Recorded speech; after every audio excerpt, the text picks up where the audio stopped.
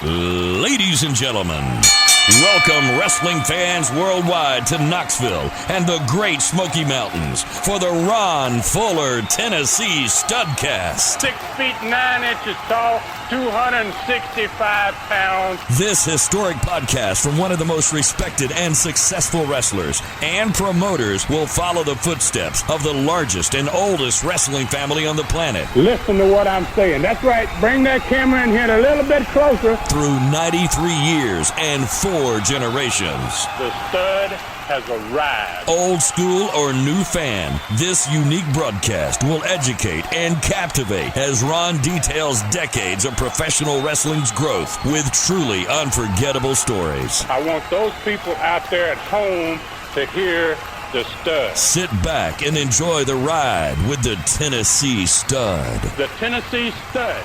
You will learn that name. You will remember it. And now, the stud is here. Hey everybody, welcome in once again. It's David Summers, and here comes another Studcast with the Tennessee Stud, Ron Fuller. It's the story of wrestling in America as told by the Stud, whose family started the profession over 100 years ago. So now, let's step back into the ring and back into time. Let's get wall-to-wall and treetop tall with the Tennessee Stud, Ron Fuller, in the Great Smoky Mountains of Tennessee.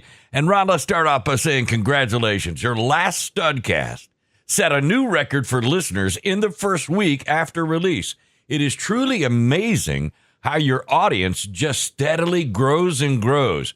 With this Studcast, you are only 6 Studcasts away from 7 years of recording your family's wrestling history and so much more, and all 1 full hour or more at a time. That's crazy.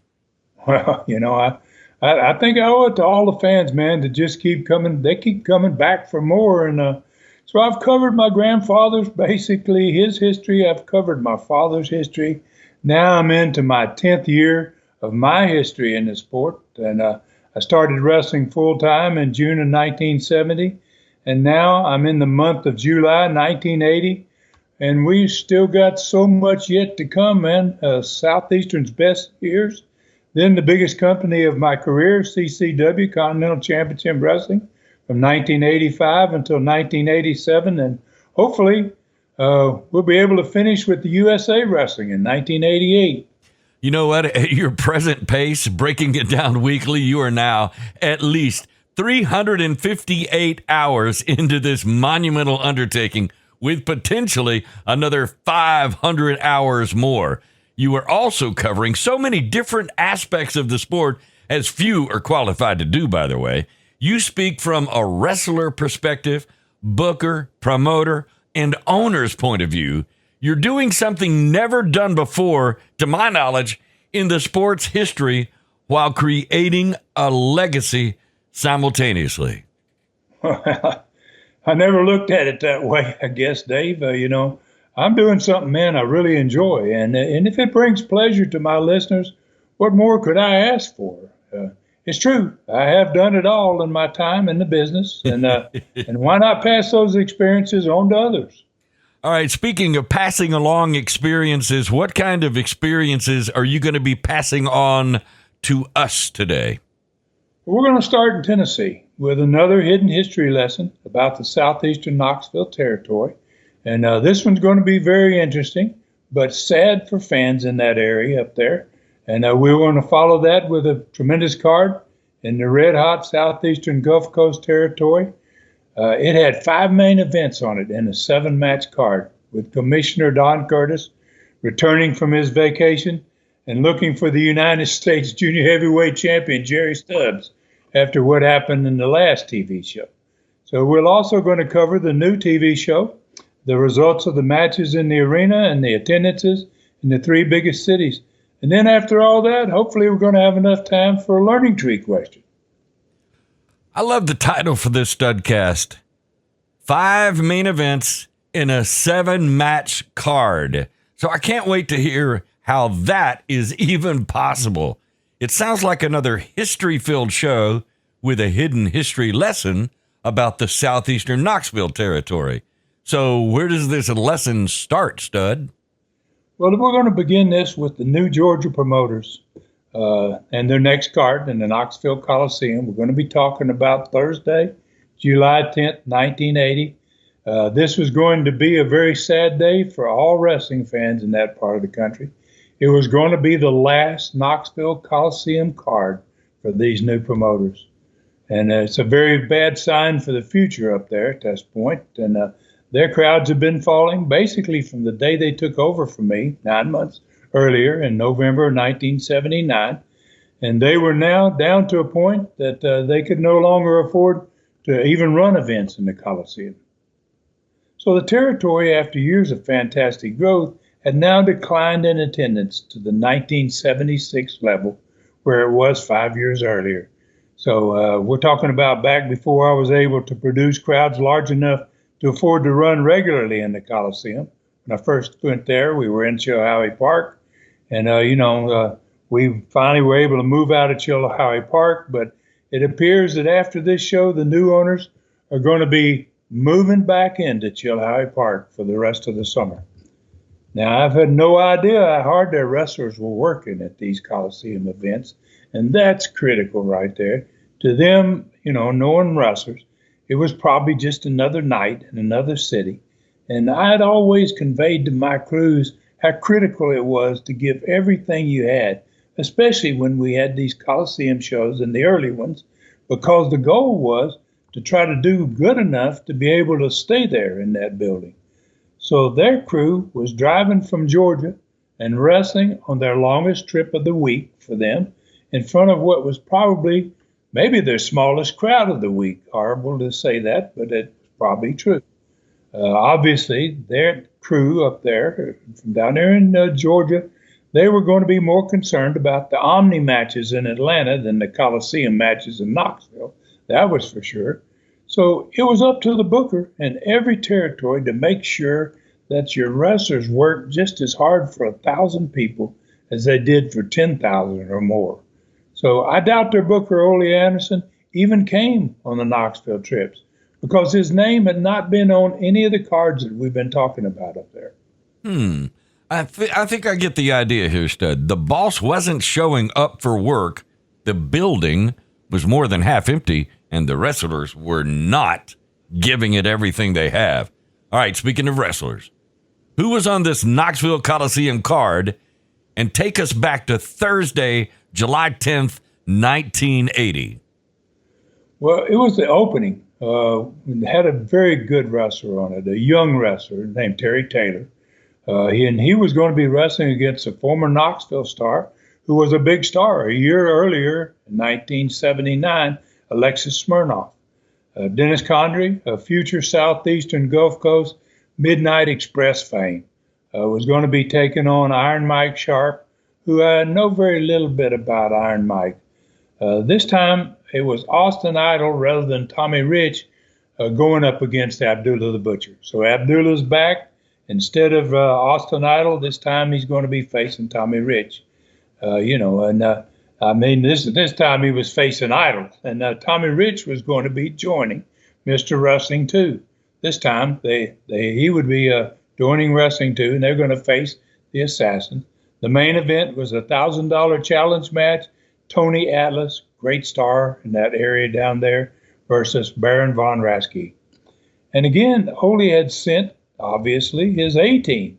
But I kind of warned Jim Barnett before I'd left Tennessee that he should have at least 6 matches on all these Knoxville Coliseum cards. And again, on this night, he only had 5 matches. So I'm going to put my booker's hat on now, and I'm going to highlight some of the mistakes I think their booker, Ole Anderson, was making.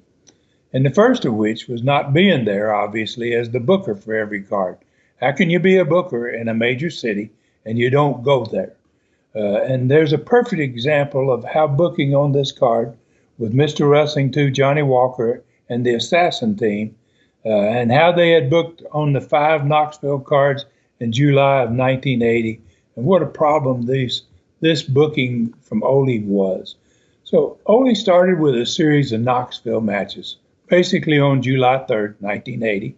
They're going to have 5 matches in the month of July because it's a lengthy month. And they were going to be wrestling Mr. Wrestling 2 and a partner versus the Assassins.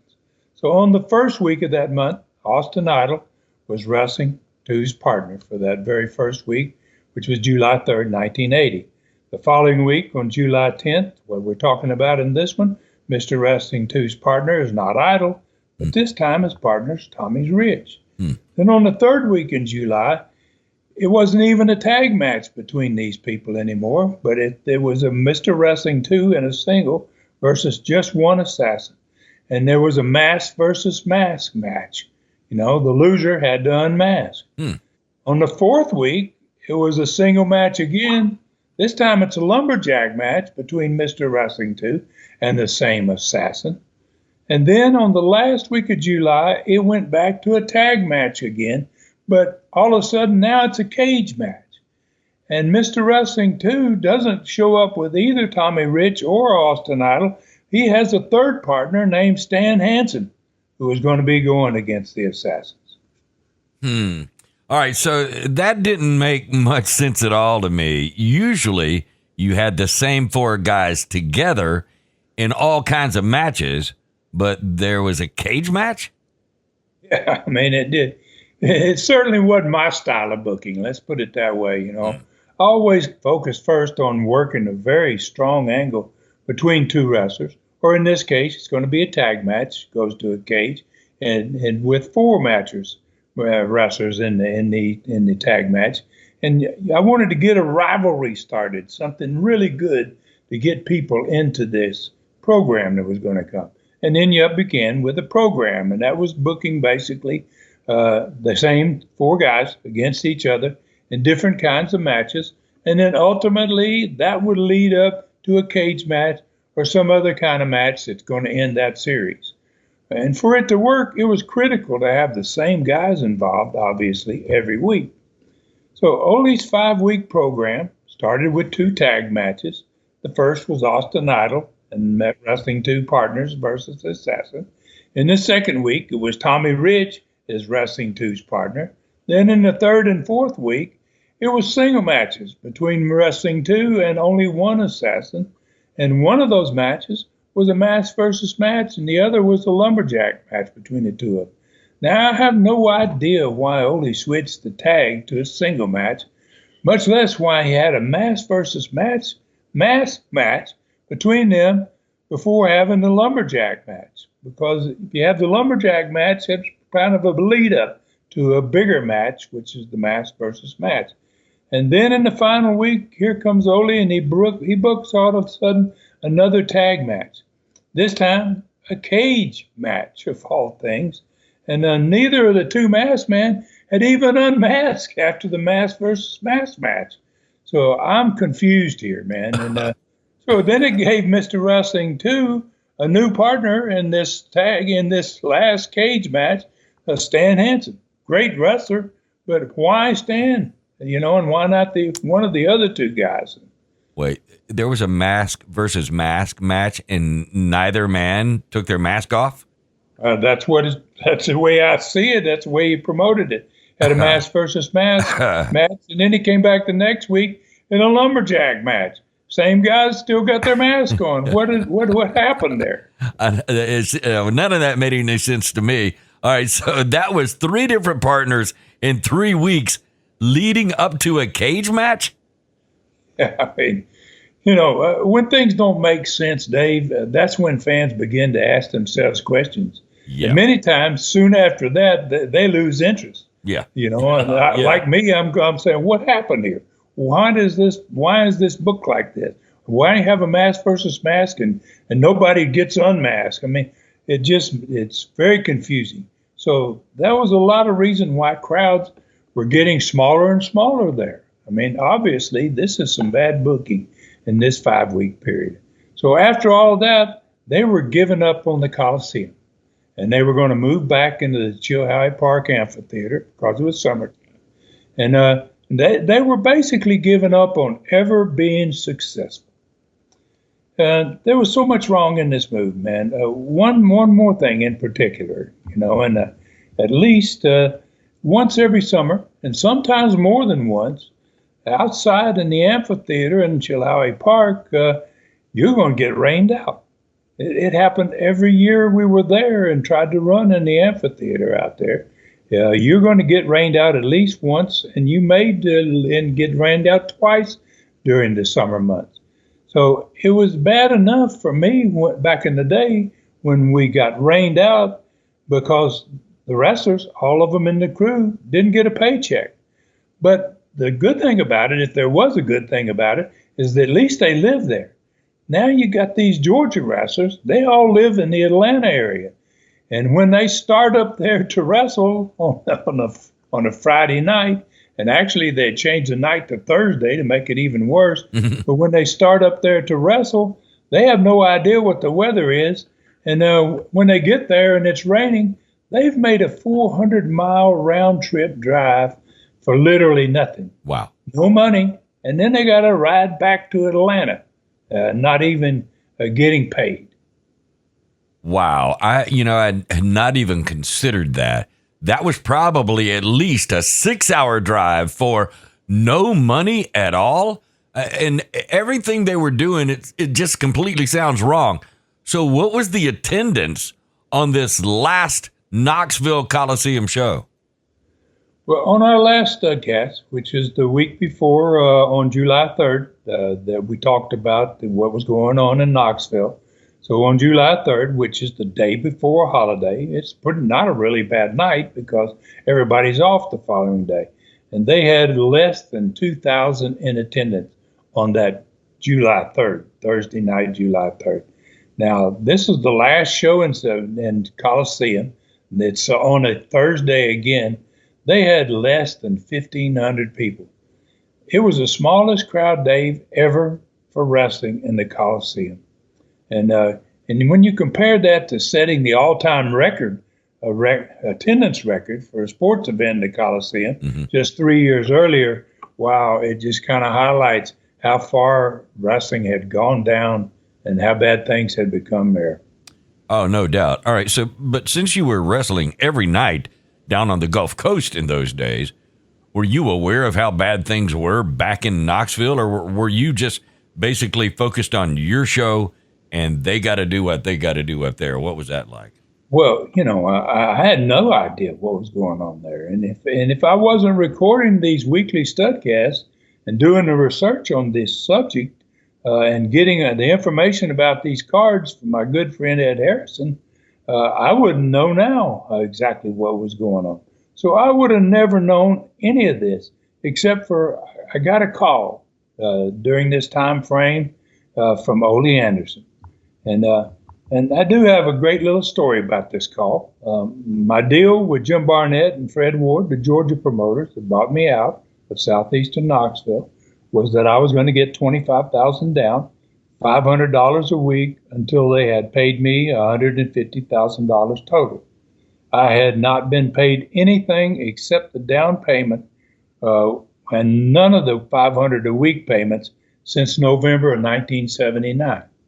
Now, I knew Barnett especially, and I know Ward was pretty well off too. I knew they were good for it. And since we were going to be doing great business in the Gulf Coast, and we were, I was kind of letting it ride each week, because I knew when I asked for it, I was going to get it.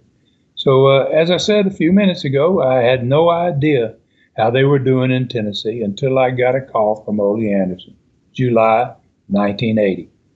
He was speaking on behalf of Jim Barnett, told me that right up front. Hey, Ron, I'm booking, but, Jim wanted me to call you. And he said he told me business in Knoxville was not so good. That's what Ole said, Hey, Ron, the business is bad here, right? But, but I didn't ask him why, And he said Barnett had told him to call and ask me if he and Fred Ward could pay me the entire balance owed for the territory and the entire deal, pay me for all of it right now. Okay, that had to be quite a surprise and a good chunk of money if you decided to take it. So why do you think they wanted to do that at all? Well, Ole was pretty much a straight shooter, man. And I have to say that as a compliment to Ole. Not all boogers were. And he had, he had said business was not good. He told me the truth. And I got the feeling that Barnett was not going to be staying there much longer. And probably he was already talking to potential buyers about a sale. So, and if he paid me all the money he owed me, I would certainly have no problem with that.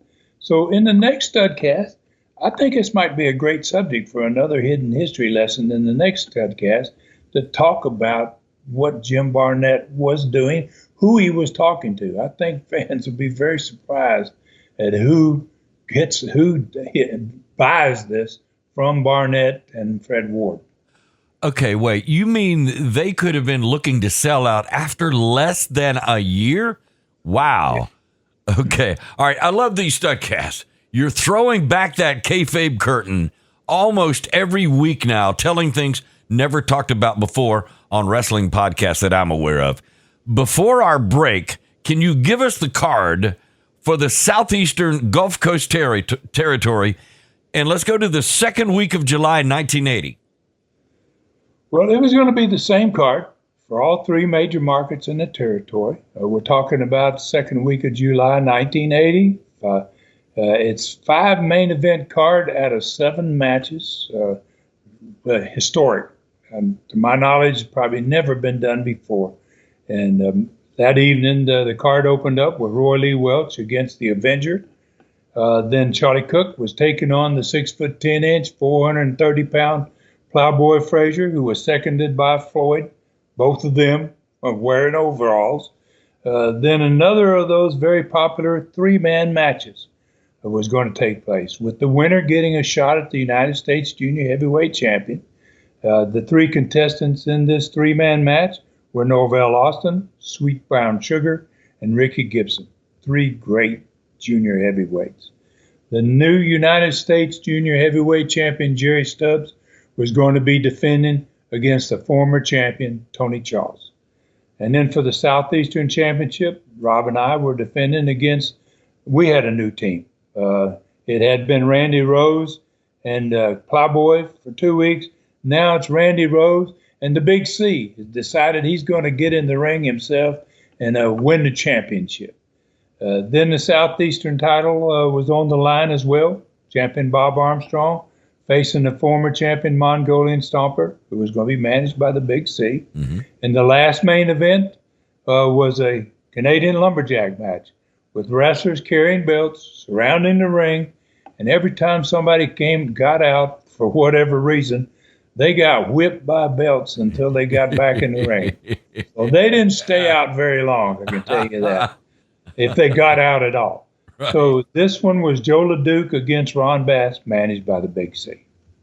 All right, so that was the 5 main events in 7 matches. One of those classic 3-man matches, 3 championship matches, and a Canadian lumberjack match with Joe LeDuc against Ron Bass.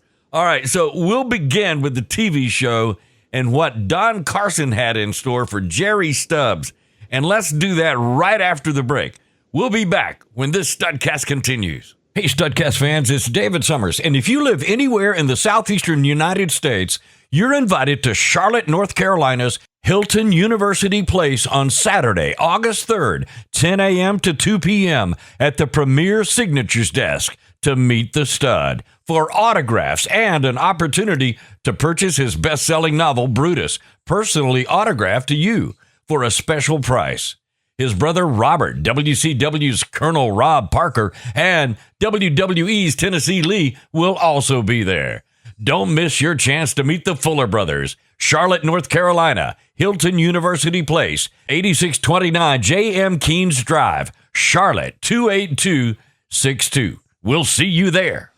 Okay, Studcast fans, welcome back to another Studcast. It's David Summers here with the Tennessee stud, Ron Fuller. This one is called Historic 5 Main Events on 7-Match Card. All right, I've been looking forward to this TV show since the last personality profile, where Jerry Stubbs went over Don Curtis, the Southeastern Commissioner's head, went over his head to change the card on several matches. Now, I noticed Don Curtis in this situation was not, I think he, as I recall, was not in town.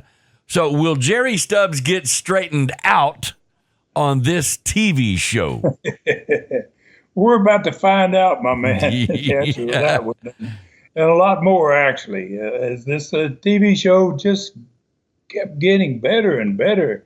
And since this was July, and I hadn't mentioned this, I don't believe, in the last one, it was the first one in July. We're in the second week in July, and guess what that is? It's rating period month. So this one is going to be extra special with another unusual personality profile. All right, cool deal. All right, so how did it open up? Well, it opened up with Charlie running down the TV line and the studio fans getting off to a booing start because Big C and the Mongolian Stomper came right to the set with Charlie to join him right off the bat for the show. And fans were lucky in a way because Stomper wasn't wrestling. If he'd have been wrestling, they'd have probably he would have stampeded the audience on the opening of this show. But it didn't happen because they were coming to the set. So they watched the video of a Southeastern Championship match from Montgomery, Alabama the week before. And this video opened up with a crowd shot of almost 5,000 fans in that beautiful Civic Center. Wow. It looked tremendous. Yeah. And that kind of said it all about how hot the territory was. The match was just as hot, though. And the Big C got his Mongolian Stomper disqualified to keep him from losing the belt, from losing the match. He had already lost his belt, but this kept him from actually getting beat by Bob. So Charlie pointed out the upcoming championship match for the next week was going to be a no disqualification match because Big C got Stomper disqualified. They wasn't going to be able to win or get anywhere, get him disqualified on the next one. So Big C bragged about how most of the Stomper's victories had happened when the Stomper was allowed to do anything he wanted to do. He said, I love these no disqualifications because it just opens the door for my maniac here to do what he wants to do. Yeah, the wild man in a wild fest. All right. So set up the first match. Who was in the first TV match? The first TV match was the Southeastern champion, Bob Armstrong, and he was going to be defending his belt on TV. It's a rating period. And guess who he's defending against, man? The 6'10", 430-pound Cowboy Frazier, managed by Floyd there, both of them in their overalls. First match on TV, Bob Armstrong against Plowboy Frazier. Do you recall how tall was Bob Armstrong? Bob was about 6'3", I'd say. 6'2", wow. 6'3". And what, maybe 250? Yeah, 240, 250. Okay. Quite a bit shorter and less heavy than big old Plowboy, I can tell you that. Yeah, almost half the weight. All right, that's a great way to open a TV show. A championship match with two of the territory stars against each other. So did the Big C and the Stomper, did they stay at the set with Charlie during the match?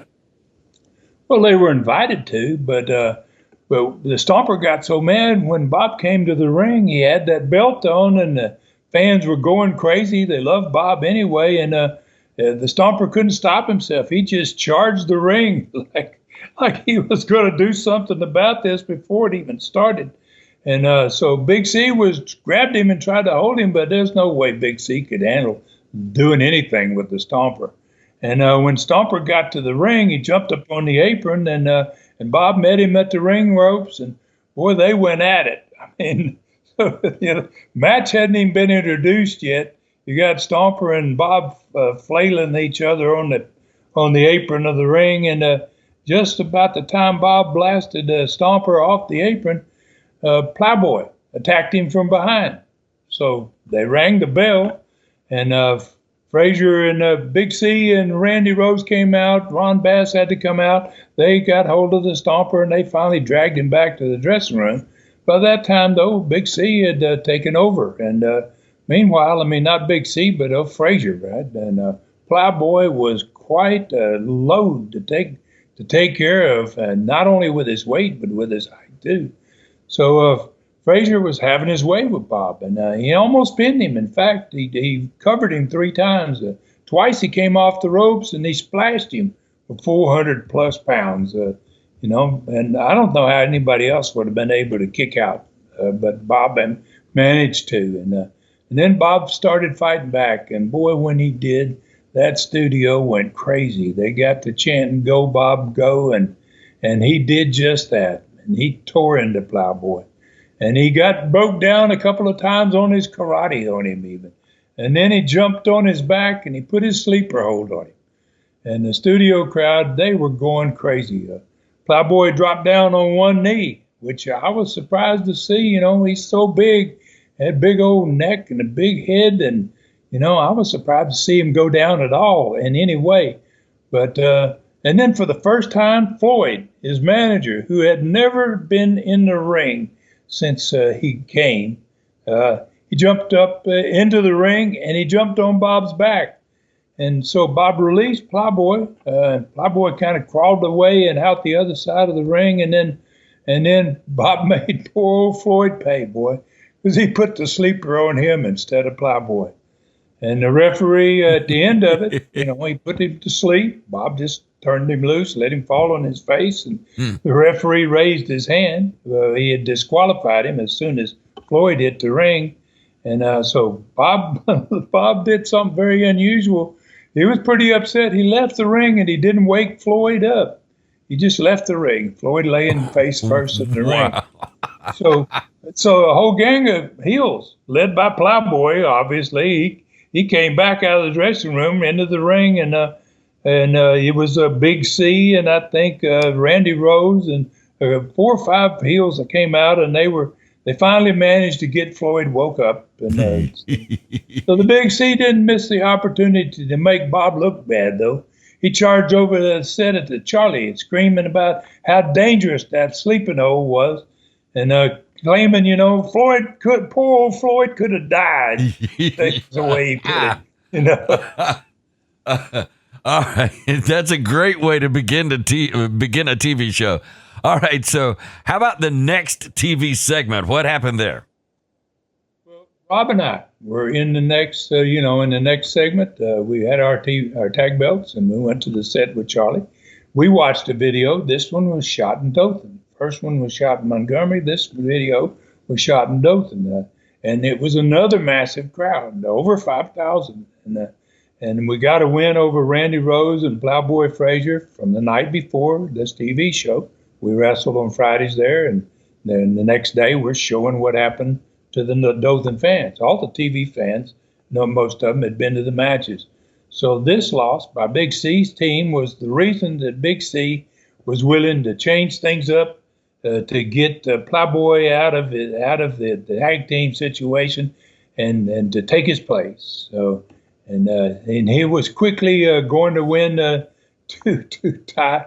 He had just recently the Mongolian Stomper was a Southeastern champion, and he had champions with Randy Rose, and now he had nobody as a champion. He had quickly gone from having 2 Southeastern titles to none, and he was desperate, and he was determined that he was going to be the guy that could get it done and get his hands on at least one of those belts in the next week. Wow. All right. I have to ask, why did you record matches in all 3 major cities? Well, that's a good question. And I always felt like that fans in the major cities deserve to see a video, at least every once in a while, from their home city. And so what I always thought was when they saw these huge crowds in these videos, and it made them want to become a part of it. And there was no better way for a fan to become a part of it than to be there live and see it live. So, I always thought that exposing those shows to local fans, it was good for business. It created more business. Mm. All right, so that makes sense. So how about the second TV match? Well, the next opponents that were going to be in the ring, and we're going to be wrestling for our belts. Me and Rob, we talked, we watched what happened from Dothan, and then out came Randy Rose and Big C. Big C's going to be in the ring himself on this one.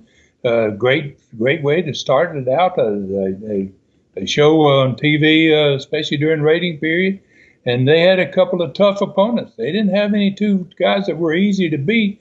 They were going up against Charlie Cook and Roy Lee Welch.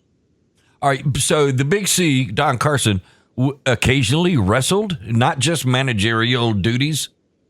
Yeah, well, and now especially he thought at this point he was desperate. He wanted to get his belt, a tag belt or somebody's belt back for him, and he was willing to say, hey, I'll just do the job myself. I think that was his attitude. He thought he was going to get this done himself. Gotcha. Okay. All right. So because it was rating period for TV shows across the country, you were really loading up this TV, right? I mean, it sounds like it. Oh, yeah. You better believe it, man. I mean, and just over, it was just in our third year down there on the Gulf Coast, and we were pushing hard. I wanted to hit that 80 share like we had in Knoxville. And, we got to the 80 share in Knoxville within the first 3 or 4 years.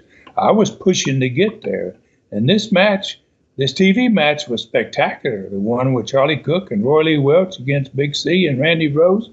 And, wow, the Big C and Randy Rose, they had to work hard, man, to get the win. Actually hard enough that the Big C had to cheat and he had to load his glove to get a win over Roy Lee. All right, so you had been having some really fantastic personality profiles in the last month or so. After what happened with Jerry Stubbs in last week's profile, I've been kind of anxious awaiting this profile. So set it up for us. Who was in it this week? Well, there were so many wrestlers in this one, Dave. For the first time ever, we had to do the profile from inside the ring. So after the second match and during the commercial break, we had a little 2-minute break with the TV crew, which was really great at moving things around in a short period of time. They put one of the big personality profile chairs over inside the ring. Then they put 5 steel chairs facing the profile chair. Then Charlie Platt entered the ring and also did 5 junior heavyweight wrestlers. Tony Charles was in there, Norvell Austin, Ricky Gibson, Sweet Brown Sugar, and Jerry Stubbs. And Stubbs was the United States junior heavyweight champion, and he took the last of the 5 seats, and he had his belt with him. So when the profile began, Charlie introduced the Southeastern Wrestling Commissioner, Don Curtis, who was there. And boy, he got a great welcome from the studio audience. Fans really loved Curtis, and they had for good reason, right? So then Charlie left the ring. He didn't even stay in for the profile. Don Curtis took the personality profile seat, and he also took over the show, man. So he welcomed the 5 wrestlers. They were all sitting in front of him, and he described them as 5 of the best junior heavyweight wrestlers in the world. And he told them all, he said, Southeastern Wrestling is honored to have every one of you.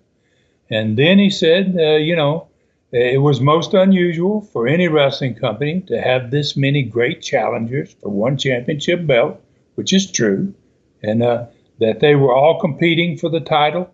And he said, in the process, you guys have been providing fans with some of the greatest wrestling matches I have ever seen, talking about himself. And he watched all these shows, so he knew exactly what he was talking about. And then he singled out Norvell Austin, Ricky Gibson, and Sweet Brown Sugar. And he told them that they were going to be involved in the very popular another one of these 3-man matches. And that Southeastern had created these matches, and that they had proven to be an excellent way to select future opponents for the United States Junior Heavyweight Championship challengers. So, and that the 3 of them were going to be in the next 3-man match in the upcoming week to choose the challenger for the United States Junior Heavyweight belt the week after that. So he excused Ricky Gibson, and then he told Norvell and Sweet Brown Sugar that they were going to be wrestling in the next TV match immediately following the profile. And he excused them, and they left the ring. So that basically left him with just Tony Charles and Jerry Stubbs, and who was the current champion. And they were booked on the upcoming card to wrestle for the belt. Don apologized to Tony Charles for what Jerry Stubbs had done last week, removing Tony Charles from a title match, and he wished Tony good luck in his upcoming match for the belt, and he excused them. Though that left only Jerry Stubbs and Don Curtis in the ring. And Curtis then started in on Jerry Stubbs, man. The first thing he said to him, he said, Stubbs, he says, I'm very disappointed that you being the new champion had no idea how to act like one.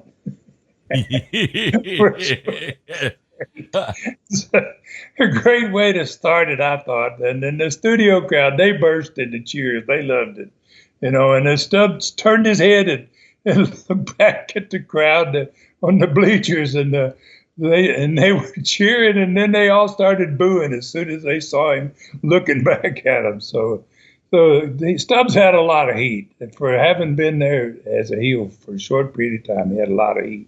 So Curtis continued, and he told Stubbs, he said, you basically have no right to change anything on any Southeastern card ever, like you did last week. And the crowd cheered again. And then he told him that Tony Charles should have had the championship match last week, and he was definitely going to get it this week. And then he said, he got another expression of appreciation from the studio crowd. They were into everything he was saying to him. And then he got out of his chair and he walked over and he reached down and he took the belt from Jerry Stubbs' lap. And he looked down at him and he said, you're no longer the United States Junior Heavyweight Champion. What? He says, and if you want this belt back, he says, you're going to have to win it again. Wow. So the studio crowd exploded on that one. And so did Stubbs. Stubbs almost went too far. He jumped up, and when he did, Curtis never backed up, so he was basically face to face with him.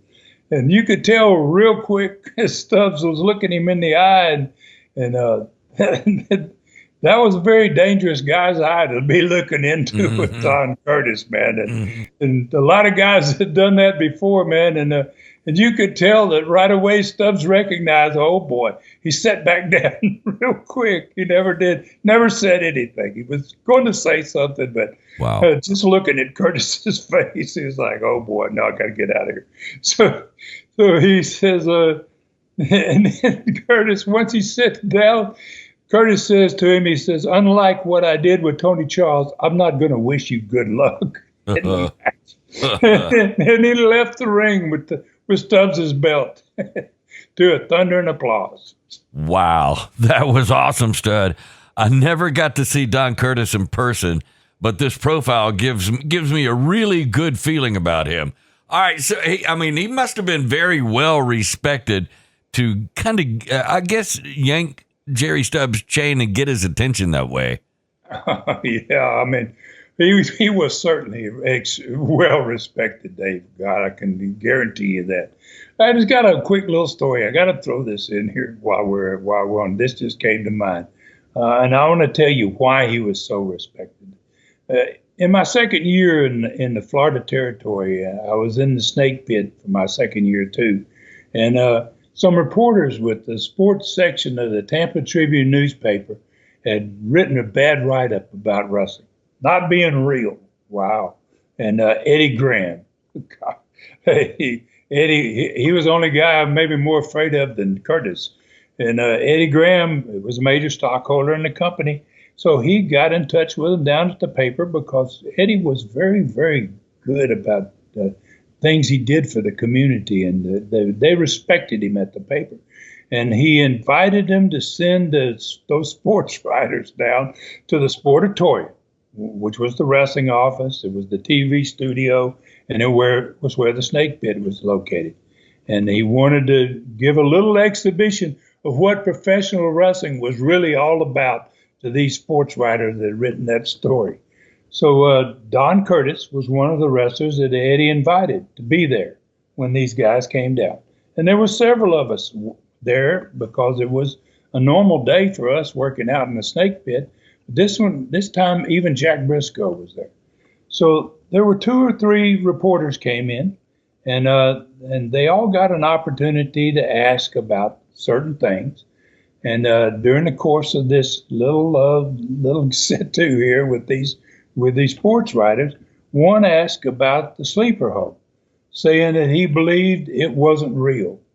So Don Curtis was so good with the sleeper. That was how he won so many of his matches.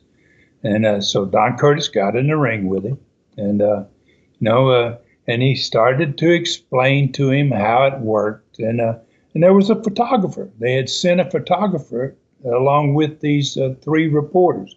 And the photographer was standing right next to the ring apron. So Curtis just walks very politely around behind the reporter, and he's talking to basically him and the reporter at the same time, and they all got an opportunity to ask about things. So one asked about the sleeper hold, obviously saying he believed it wasn't real. So Don Curtis got in the ring, and he explained how it worked, and so Curtis got behind the reporter, and he put his arms kind of loosely around the reporter's neck. And the reporter said jokingly, "Wow, I can't believe he had the guts to do this." He says, "I know this hold doesn't work." He says, "But I'm going to let you try." And while the 3 of us, we're standing there, we cracked up. Wow. So then Don started talking very softly to the photographer, who's standing next to the ring at this point, and he's explaining the carotid artery and where it is in the human's neck and how it works, and how if you cut off the blood supply to the brain, that it caused someone to pass out rather quickly, right? And about that time, he kind of gently clamped down on that reporter's neck. And the reporter went out almost instantly. His arms went limp, and it was hanging there. And Curtis was holding his body up with a sleep. And the photographer starts snapping pictures. And Curtis lays him down and flat on his back on the mat. And the photographer, like I said, he's snapping pictures like crazy. And you could tell he had a smile on his face, too. He was like, wow, he sees this. So Don then set the reporter up, and he slapped him on the back of the neck. And then he reached underneath his arms, and he raised him up and stood him on his feet, right? Got him back on his feet and held him there, and then he was still kind of talking to the photographer. And the reporter, by this point, he'd regained consciousness. And he stood there, and he was looking down at the photographer. And the first thing out of his mouth, he says to the photographer, he goes, "See, I told you so. He couldn't put me to sleep." And everybody in the building started laughing. Eddie and all of the wrestlers, the photographers, even the other sports writers, because he had been asleep. He never even knew it. So then the photographer says, "Come here." He says, "You didn't go to sleep?" And the guy says, No, he didn't put me to sleep." He said, "What is this?" And he showed him the picture of him laying flat on his back. Oh, wow. Anyway, he said, "And you still say he didn't put you to sleep?" Wow.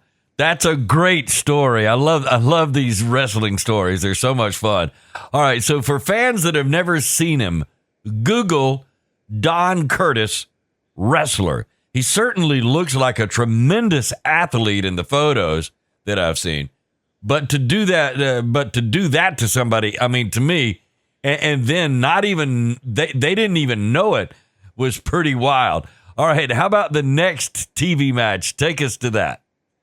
Well, Norvell Austin and Sweet Brown Sugar, man, and they were going at it. They didn't like each other, man, big time. And they tore that studio up. They probably wrestled a 15, 20-minute match. I'm sure everybody at home were watching as well. They really enjoyed this. Wow, it was great. They both got disqualified, but it left everyone watching, man, waiting to see this upcoming 3-man match when the 2 of them and 3 Ricky Gibson was going to be thrown in as a third man. It's coming up in the next week. They were eager to see it, I'm sure. All right, so what about the last TV segment? This one opened up with Joe LeDuc at the set with Charlie. And they watched a video. Again, this was the third video in this show. And this one came from Mobile. And it had been shot 4 days earlier. It was a no disqualification match where both guys were bloody. And they had been bloody in pretty much every match they had, Bass and LeDuc. But they left the ring and were counted out on the floor of the arena. And that was the reason that the next match they were going to be involved in was a Canadian lumberjack match. And that's where the ring was surrounded by wrestlers. Each guy had a belt. And when guys came out, you just started whipping them, man, until they went back in the ring. And so Joe had explained the rules because it was his type of match, Canadian lumberjack. And you didn't have, that was the only type of match, lumberjack matches I've ever seen that had belts, that had this element to it. So, and he put the emphasis on it about having a belt. And then he stood up and, how Joe was, you never knew what Joe was going to do. He pulled his leather belt out of his pants. And he told Charlie, he says, this is what it's going to sound like next week. And he took the belt and he folded it over and he raised it up over his head. And then he swung it across the desk in front of Charlie. And wow, you could hear that belt pop downtown Dothan, man. I mean, that's like, wow. So everybody in the building except Joe LeDuc screamed, even Charlie. And then the wrestler in the last match, Ron Bass, he screamed too, I'm sure. So it was his first Canadian lumberjack match. He'd never been in one of these type of matches. So he's watching this in the dressing room, and he sees LeDuc pull the belt off and slap it across that desk. And he came busting out of the dressing room on the far side of the ring. Big C and Randy Rose, Mongolian Stomper, they're all trying to hold him back from the set. And he's kind of pulling them with him, and he yells at LeDuc. He says, nobody's going to beat me like that. Big C and his men, they kind of diverted him to the ring because he was in the last match and he was halfway to the set. So they got him turned around, got him back to the ring. And boy, when he went in the ring, he didn't hesitate. He didn't wait on being introduced or anything else. He just attacked that poor guy that was standing across the ring from him. And Joe LeDuc, during this entire short match, just kept whipping the desk, man. Wow. Just popping that desk, and Bass kept whipping his opponent, man. And he ended up beating him with a horrifying Texas Stampede finish. Wow, I thought he killed the guy. And in fact, the guy had to be carried from the ring. Okay, so that's just a great TV show. Absolutely. I mean, from start to finish, there was something happening. So what happened in the arenas the following week? Well, Roy Lee Welch beat the Avenger. Charlie Cook and Plowboy Frazier wrestled to a 20-minute time limit draw. Pretty good match, actually. Charlie Cook was a great wrestler, and Plowboy was a lot of guy to beat. Not easy to beat him. And the first of the 5 main events was the next match in this 7-man card. And it was a great 3-man match. And the winner was going to be wrestling the United States Junior Heavyweight Champion the following week. And Norvell Austin won this match. And wow, Norvell was getting over at this point. Fans really liked him. And he got a thunder and a pause. All right, so I guess that U.S. Junior Championship match was next. So who won that? Well, it was the second of the 5 main events. Jerry Stubbs again pulled something from his wrestling boot, as he had done the first time to beat Tony Charles to win the belt. Mm-hmm. And he beat him for a second time. And he was going to be, for the first time, as the United States Junior Heavyweight Champion, facing Norvell Austin the following week. The third main event was Rob and I, and we successfully defended our Southeastern tag belts against Randy Rose and the Big C. And then the fourth main event, Bob Armstrong and Mongolian Stomper were both counted out on the floor, fighting. not just close to the ring, but pretty much all over the building. And they're no disqualification Southeastern Championship match. Then the Canadian Lumberjack between Joe Leduc and Ron Bess. That had to be stopped. I mean, that match went on for probably 20 minutes.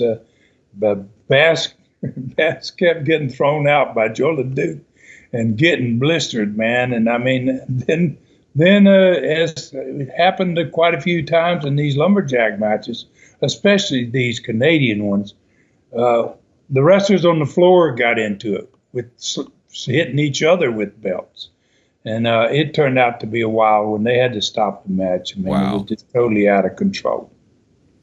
All right, that's a wild night. I mean, really a wild night. So how about the attendances for this great card? You had to do great.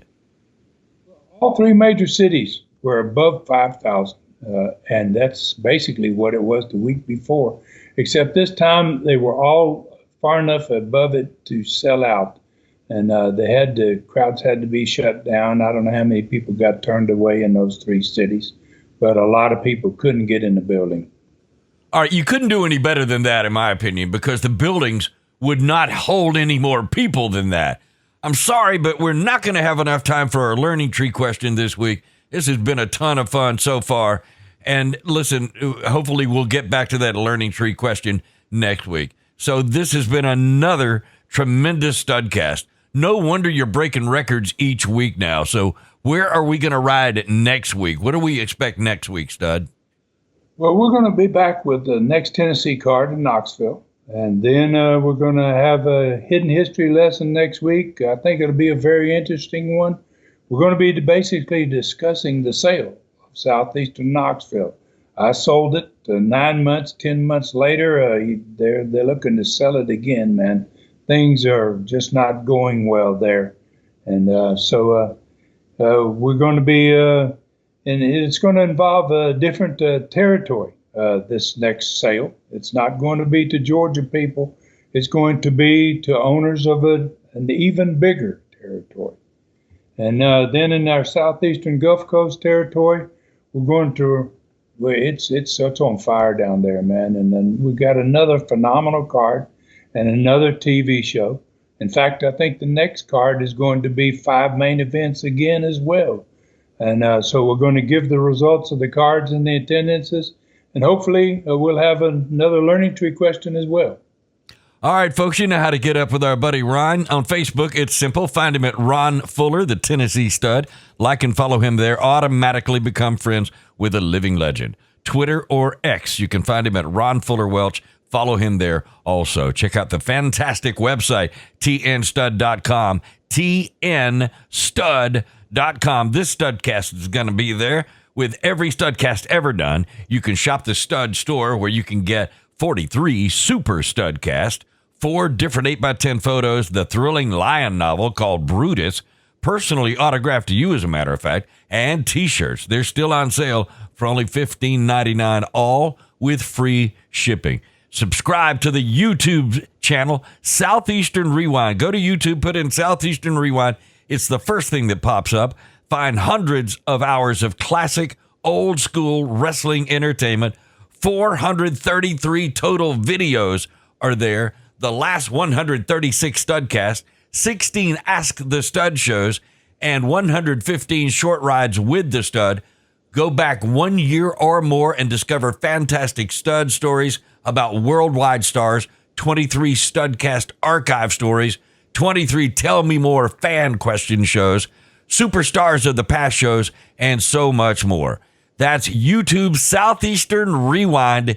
It is the best deal in wrestling. And Ryan, before we go away, I got to say, I really enjoyed catching up with you. I think it was Saturday a week ago when you were at the event in Ozark, Alabama. Charlie Platt and I had the opportunity to come over and hang out a few minutes. That was a ton of fun, and it was a great opportunity to hang out with the Stud a few minutes. Well, I appreciate that, man, and it was great seeing Charlie too. Great seeing you guys, and actually, man, I enjoyed Elvis too. That's my buddy Jerome Jackson. Great job with the national anthem. Yes, sir. It's a great way to start that evening. Yes, sir. All right. Any final comments today, Ron? Well, man, I'd just like to big thank you out there to everybody for your continued support. Please take care of yourselves and others, and may God bless us all. For Ron Fuller in the Great Smoky Mountains of Tennessee, I'm David Summers saying thank you for listening. Find me at David Summers Productions at gmail.com. This Studcast is a David Summers production for Tennessee Stud, LLC. Thanks for joining us today for this historic Studcast. The true story continues next week. So full Nelson your friends and point them in our direction for another ride with the Tennessee Stud. 1, 2, 3. This is David Summers saying so long from the Great Smoky Mountains.